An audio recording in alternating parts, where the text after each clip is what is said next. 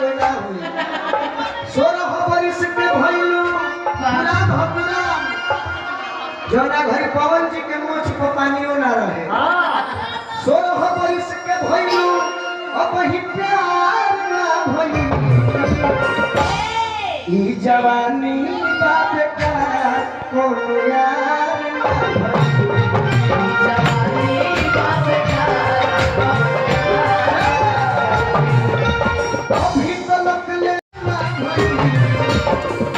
एकरे हम अपना अंदाज में कैसे को कैसे ई जवानी तबीयत खराब ई जवानी बाप का कोनो जवानी बात का कोनो यार जवानी बात का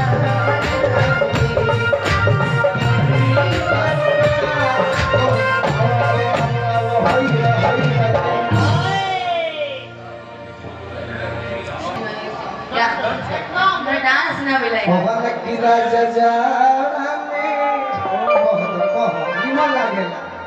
स्किल बहुत नीचे है पवन हम बाजू राजा जाड़ा में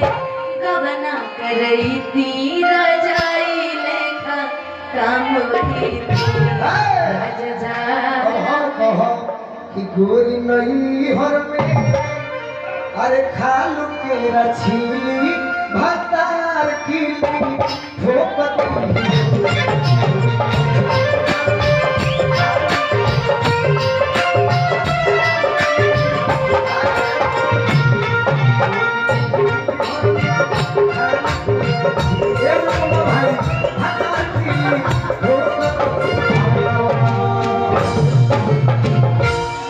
गर्मी में किनी ठोका ठोकी पहले बार तबियत खराब भैया के